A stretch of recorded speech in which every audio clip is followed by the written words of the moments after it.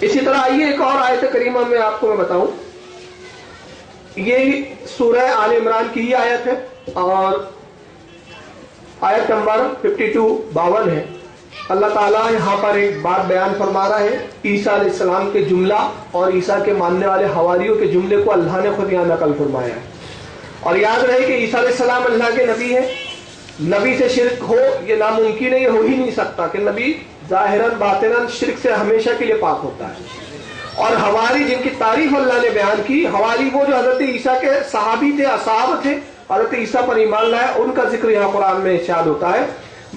آیت نمبر آل عمران کی 52 بھی اللہ ارشاد فرماتا ہے، فَلَمَّا أَحَسَّ عِيسَىٰ مِنْهُمُ الْكُفْرَ قَالَ مِنْ أَنصَارِي إِلَى اللَّهِ۔ اور پھر جب عیسیٰ نے اپنی قوم سے کفر کرتا ہوا پایا، عیسیٰ نے دیکھا کہ اس کی قوم کفر کرتی ہے، تو بولا قَالَ مَنْ أَنصَارِي إِلَى اللَّهِ، اپنے انصاریوں سے کہا، اپنے ماننے والوں سے کہا، حواریوں سے کہا، کون ہے جو میرا مددگار بنے، کون ہے جو میری مدد کرے؟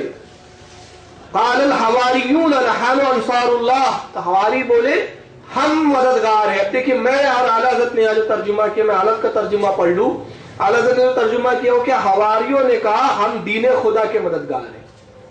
یہ اعلیٰ حضرت کی یہاں احتیاط ہے، یہ احتیاط ہے، اعلیٰ حضرت نے مفہوم کو ڈالا ہے۔ اور اگر لفظی ترجمہ لیا جائے، لفظوں پہ ہم ترجمہ کریں تو عیسیٰ نے کہا، حواریوں نے کہا عیسیٰ سے، قال الحواریون، اور حواری بولے نحنو، بے شک ہم ہی، نحنو انتہائی مبالغے کے ساتھ، جمع کے سیگے کے ساتھ، جیسے کہ انی جو ہے واحد کا سیگا ہے، انا بھی جمع کا ہے، لیکن انا میں بھی بہت زیادہ انتہائی مبالغہ جب کہا جاتا ہے تو نحنو ہم ہی، یعنی ہمارے علاوہ کوئی نہیں۔ جب بہت مبالغے کی بات آتی ہے تو یہاں جمع کے سیگا کے ساتھ، مبالغے کے ساتھ عیسیٰ کے حواری کہتے ہیں نحنو ہم ہی انصار اللہ، اللہ کے مددگار ہیں۔ تو کیا اللہ معذور ہے، کمزور ہے کہ یہ اس کے مددگار بنے؟ تو یہ تصور رکھیں گے تو کفر ہو جائے گا، اور یہ تو قرآن میں ہے۔ تو پھر یہاں کیا تعویل کرنی پڑیں گی؟ صاف یہ تعویل کرنی پڑیں گی کہ انصار اللہ سے مراد اللہ کے مددگار نہیں، اللہ کے دین کے مددگار۔ تو جس طرح یہاں آپ اللہ کے دین کے مددگار، اور اللہ کے دین کی بھی مدد کب کر سکتا ہے آدمی؟ جب اللہ چاہے، ورنہ اللہ تو پاک ہے کہ وہ اپنے دین کے لیے بھی کسی کی مدد کیوں لینے لگا؟ وہ جسے چاہے ایمان دے، جسے چاہے ایمان سے محروم رکھے، جسے چاہے ہدایت پر رکھے، جسے چاہے گمراہ کر دے۔ تو یہاں انصار اللہ سے اگر مراد لی جا رہی ہے تو یہ کہ دین کے مددگار۔ تو جس طرح یہاں پر تعویل ہے کہ اللہ کا مددگار ہم نہیں سمجھتے اور یہ تصور کفر کی طرف لے جاتا ہے، اسی طرح یہاں بھی وہی تعویل ہے کہ نور من نور اللہ جب ہم کہتے ہیں تو مطلب یہ کہ اللہ کی خصوصیت کے ساتھ، اللہ کے قدرت کے اظہار کے لیے اللہ نے اپنے نبی کو نور بنایا، نہ کہ اپنے نور کے حصہ کر کے اس کو نور بنایا۔ وہاں بھی آپ کو تعویل کرنی پڑے گی۔ آئیے ایک اور آیت کریمہ میں آپ کو بتاؤں، اس کے قرآن میں بہت سارے جوابات ہیں لیکن میں نے چند ہی آپ کو جوابات بتا دیتا ہوں۔ یہ سورہ اعراف ہے اور سورہ اعراف کی آیت نمبر 73 ہے۔ اس میں قوم سمود جو حضرت صالح علیہ السلام کی قوم تھی، بڑی تفصیل ہے اس کی، میں مختصر بتا دوں۔ ان کا واقعہ یہاں اللہ نے بیان کیا۔ صالح کی قوم نے ایمان لانے سے انکار کر دیا حضرت صالح علیہ السلام کی، اور یہ قوم بہت اونچے پورے ہوا کرتے تھے، پہاڑوں کو کھود کر یہ گھر بنایا کرتے تھے۔ آج بھی مکہ معظمہ سے چند کلومیٹر دور قوم سمود کے وہ مکانات جو پہاڑوں کو کھود کے انہوں نے بنائے وہ موجود ہیں۔ تو ان مکانات میں وہ رہتے۔ حضرت صالح علیہ السلام جب تشریف لائے اس قوم میں اور ان کو بت شکنی، بت پرستی سے، بت کو پوجنے سے منع فرمایا، تو انہوں نے حضرت صالح علیہ السلام سے معجزہ طلب کیا، کہا آپ نبی ہے، اس کے لیے معجزہ دکھائیے۔ تو جناب صالح علیہ السلام نے ارشاد فرمایا کیا معجزہ دیکھنا چاہتے ہو؟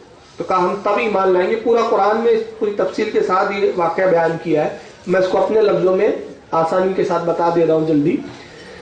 تو قوم نے کہا کہ یہ جو پہاڑ آپ دیکھ رہے ہیں اس سے ایک اونٹنی آپ برآمد کیجئے، اور اونٹنی ایسی ہو کہ وہ حاملہ ہو، اس پہاڑ سے ظاہر ہو، اور ظاہر ہونے کے بعد فوراً وہ بچہ جنے، اور بچہ بھی جب پیدا ہو تو اسی کے برابر ہو۔ یہ معجزہ مانگا۔ دیکھیے کتنا عجیب و غریب معجزہ مانگ رہے ہیں، کتنا عجیب و غریب مطالبہ ہے، مگر اللہ کا نبی وہ ہوتا ہے کہ جب اس سے معجزہ طلب کیا جاتا ہے تو یہ نہیں کہتا یہ میں نہیں کر سکتا۔ پوری تاریخ پڑھ جائیے آپ کہ کسی بھی نبی سے جب مطالبہ ہوا اور کہا گیا کہ ہم نبی تب مانیں گے یہ کر کے دکھاؤ، تو نبی نے کبھی یہ نہیں کہا نہیں یہ میں نہیں کر سکتا، نبی نے معجزہ دکھایا۔ اس کا مطلب یہ کہ اللہ تعالیٰ نے نبی کو اختیار دیے ہیں، انبیاء کو اختیار بخشے ہیں کہ قوم پر چھوڑ دیا تم جو چاہو مانگ لو۔ کبھی نبی سے کہا گیا چاند کو پلٹا دو، چاند کے 2 ٹکڑے کر دو، نبی نے یہ نہیں کہا میں نہیں کر سکتا، چاند کے 2 ٹکڑے فرما دیے۔ کنکریوں سے کلمہ، ایسے بہت سارے معجزات۔ تو صالح کی قوم نے کہا کہ اس پہاڑ سے اونٹنی نکالیے، اور اونٹنی پوری جوان ہو، بڑی ہو، حسین و جمیل ہو اور حاملہ ہو، اسی وقت کو بچہ جنے اور بچہ بھی اسی کے سائز کے برابر ہو۔ چنانچہ حضرت صالح نے اونٹنی کی جو ہے پہاڑ کی طرف تشریف لے گئے، اور لے جانے کے بعد اپنا عصا اس پہاڑ پہ جو رکھا یا مس کیا، پہاڑ میں شقاق ہوا، اس میں سے ایک حاملہ اونٹنی باہر نکلی قوم کے سامنے، اور نکلنے کے بعد اسی وقت اس نے بچہ بھی جنا، اور اتنا ہی بڑا بچہ تھا جتنا اس کا اپنا سائز تھا۔ اللہ تعالیٰ نے ارشاد فرمایا کہ اب یہ اللہ کی اونٹنی ہے۔ بھائی یہ قرآن اس کو کیا کہتا ہے یہیں سے سن لیجئے۔ وَإِلَىٰ ثَمُودَ أَخَاهُمْ صَالِحًا، اور اللہ فرماتا ہے کہ ہم نے سمود کی طرف ان کی برادری سے صالح علیہ السلام کو بھیجا، انہی کی قوم سے ہم نے صالح کو بھیجا۔ قَالَ يَا قَوْمِ اعْبُدُوا اللَّهَ، صالح نے قوم سے کہا کہ اللہ کی عبادت کرو، اللہ کے سچے بندے بن جاؤ۔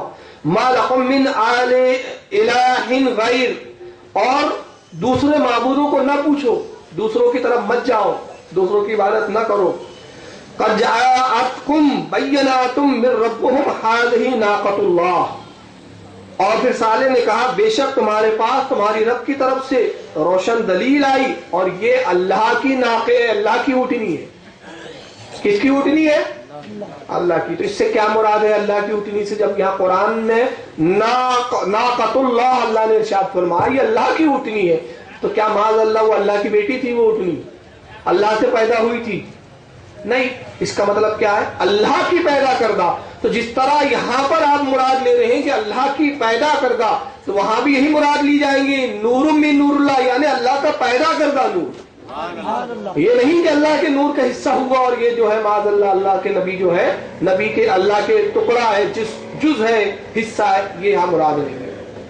چنانچہ اس آیت اس اعتراض کے بہت سارے اور بھی جوابات دیے جا سکتے ہیں کہ جہاں قرآن میں اللہ تعالیٰ نے الگ الگ جو ہے دلیل ارشاد فرمائی ہے۔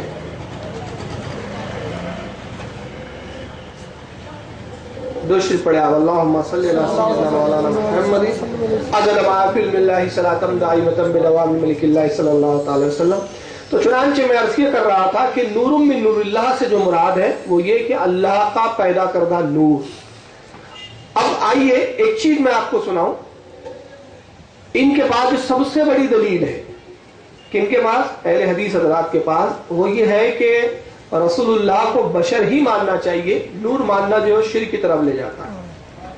اور اس تعلق سے جو دلیل دیتے ہیں تو وہ قرآن عظیم کی ایک آیت کی دلیل لاتے ہیں کہ اللہ رب العزت ارشاد فرماتا ہے، یہ آیت آپ کو بہت سنائی گئی اکثر، قرآن میں اللہ ارشاد فرماتا ہے قل انما انا بشر مثلکم، محبوب آپ فرما دیجئے یہ سب سے بڑی دلیل ہے۔ اور اس کے بعد جب میں اگلی مجلسوں میں جو اعتراضات لاؤں گا وہ سب چھوٹے چھوٹے اعتراضات ہیں ان کے، لیکن سب سے بڑا جس پر پورا سرمایہ صرف کرتے ہیں وہ قرآن کی یہی آیت ہے۔ اللہ فرماتا ہے محبوب آپ فرما دیجئے ان لوگوں سے کہ بے شک میں تمہاری طرح بشر ہوں، تمہاری طرح ایک انسان ہوں۔ تو کہتے دیکھو قرآن میں خود اللہ کے نبی کو انسان کہا گیا، بشر کہا گیا، تو اب اگر کوئی کہے کہ نہیں نبی کو ہم بشر نہیں مانیں گے نور مانیں گے تو یہ تو قرآن کا انکار ہو گیا۔ یہ کی دلیل ہے؟ سب سے پہلے میں اس تعلق سے اس کے جواب میں یہ عرض کروں کہ قرآن ہی کی آیت کو ہم غور سے پڑھیں پہلے، اس میں قرآن کی آیت کا ایک ایک لفظ کا ہم ترجمہ کریں اور اس پہ غور کریں کہ قرآن کہہ کیا رہا ہے اور آپ سمجھ کیا رہے ہیں۔ قرآن کہہ رہا ہے کل، کل کے معنی ہوتے ہیں فرما دو، کہہ دو۔ تو یہ خطاب کس سے ہے؟ پہلے نبی صلی اللہ علیہ وسلم، نبی سے اللہ فرما رہا ہے محبوب آپ فرما دو، آپ کہہ دو۔ کن سے کہو؟ کافروں سے کہو، مشرکین سے کہو۔ اور کیا کہو؟ انما، میں بے شک، انا، میں ہوں، کیا ہوں؟ بشر مثلکم، تمہاری طرح بشر۔ تو یہاں پر آپ انداز لگائیں کہ یہاں قرآن میں نبی پاک صلی اللہ علیہ وسلم کو بشر نہیں کہا، قرآن نے نبی کو بشر نہیں کہا، یہ نہیں کہا جا رہا ہے کہ محبوب آپ ایک انسان ہے یا ایک بشر ہے، بلکہ کیا کہا جا رہا ہے؟ آپ کہیے میں تمہاری طرح بشر ہوں، مثلکم، تمہارے مثل ہوں۔ اب اس کو میں تھوڑا سا کلیئر کرتا ہوں اور سمجھاتا ہوں۔ دیکھیے یہ کتاب ہے میرے پاس، ایک کتاب ہے ہاتھ میں، ابھی جو بھی کتاب ہے، اور ایک کتاب آپ کے پاس ہے، آپ کے گھر میں رکھی ہوئی ہے۔ میں کہتا ہوں یہ کتاب دیکھ رہے ہیں آپ، یہ کتاب آپ ہی کی جو پاس کتاب ہے نا، اسی کی مثل ہے۔ کیا مطلب ہوا؟ یہ وہ کتاب نہیں ہے، وہ ایک الگ کتاب ہے، یہ الگ کتاب ہے، لیکن یہ کتاب دیکھنے میں اس کے مثل ہے۔ یہ ایک مائک ہے، مائک جو ہے آؤجا کمپنی کا بہت اچھا مائک ہوتا ہے، لیکن یہ اتفاق سے آؤجا کا نہیں ہے۔ تو میں کہتا ہوں دیکھیے یہ آؤجا کمپنی کے مائک کی طرح ہے، اس کے جیسا ہے، اس کے مثل ہے۔ اس کا کیا مطلب ہوا؟ یہ آؤجا کمپنی کا نہیں ہے، یہ فلاں کار کی طرح ہے، فلاں صاحب کی طرح دکھتے ہیں، فلاں صاحب فلاں کے مثل ہے۔ جس طرح کے ایک شخص کہتا ہے محبت میں ایک بزرگ، بیٹا میں آپ کے باپ کی طرح ہوں، تو کیا وہ ہمارا باپ بن جاتا ہے؟ نہیں، مطلب باپ کی طرح ہوں مطلب جیسے تمہارا باپ تم پہ شفیق ہے، محبت کرنے والا ہے، ویسی میں بھی محبت کرنے والا ہوں، میں بھی شفیق ہوں۔ تو یہاں مثلکم جب ہم کہتے ہیں یا تمہاری طرح یا اس کے مثل، تو یہاں بے عینی نہیں ہوتا، بلکہ اس کی کاپی، اس کی فوٹو، اس کی نقل ہوتی ہے۔ اب یہاں قرآن کہہ رہا ہے محبوب فرمائیے میں تمہاری طرح ہوں، تو مطلب ظاہراً تمہاری طرح ہوں، حقیقت میں نہیں ہوں۔ مثلکم فرمایا ہوا، یہ نہیں کہا قرآن نے محبوب کہہ دیجئے میں بشر ہوں۔ اگر یہ کہا ہوتا تو ہم مانتے کہ ہاں نبی کو بشر کہلوایا جا رہا ہے۔ ایک چیز تو یہ ہو گئی۔ اب دوسری چیز آپ اس میں اور یہاں پہ غور کریں اسی آیت سے کہ خطاب کس سے ہے؟ مشرکین سے۔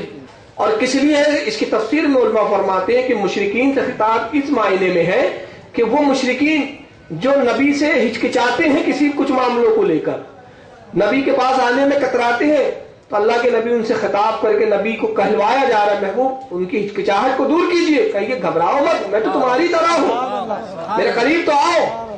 جیسا کہ ایک مثال دے رہا ہوں میں کہ ایک بہت بڑے عالم ہمارے یہاں ہے مان لیجیے، اور وہ واز کہہ رہے ہیں، اب آپ ان سے ایک مسئلہ پوچھنا چاہتے ہیں، تو آپ ڈرتے ڈرتے جا گئے اور ہچکچا رہے، بول نہیں پا رہے، تو وہ عاجزی میں کیا کہتے؟ ارے ڈرو مت، میں بھی آپ ہی کی طرح انسان ہوں بھائی، کہیے میں بھی آپ ہی کے جیسا آدمی ہوں، کیا ڈرنے کی بات ہے؟ یہ ہمت بڑھانے کے لیے۔ تو جو یہ کہہ دینا کیا واقعی وہ آپ کی طرح ہے؟ نہیں، وہ تو عالم ہے، مفتی ہے، مگر یہ کہنا آپ کی ہمت افزائی کے لیے تاکہ آپ قریب حاصل ہو۔ تو یہاں اللہ تعالیٰ اپنے محبوب کو خطاب کر کے کہتا ہے محبوب یہ جو ہچکچاہٹ ہے ان لوگوں میں، آپ فرمائیے گھبراتے کیوں؟ قل انما انا بشر مثلکم، کہہ دیجیے آپ ان سے میں تمہاری طرح ہوں۔ اور جب یہ قریب آ جائے پھر آپ پر ایمان لے آئے، ایمان لانے کے بعد آپ کا ادب سیکھ لے، آپ کی تعظیم سیکھ لے، تو اب آپ ان سے یہ فرمائیے ایکم مثلی، تم میں مجھ جیسا کون؟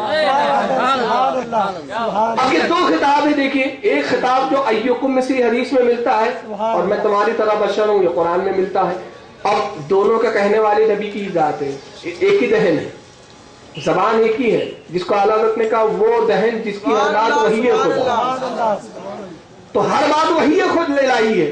تو نبی نے کہا دیکھو قرآن میں یہ ہے تو وہ مان لیا آپ نے، نبی نے کہا ایکم مثلی تو اس کو ماننے سے کون سی آپ کو تکلیف آ گئی؟ تو اس کا مطلب آپ کے دل میں نبی کی عظمت ہضم نہیں ہوتی۔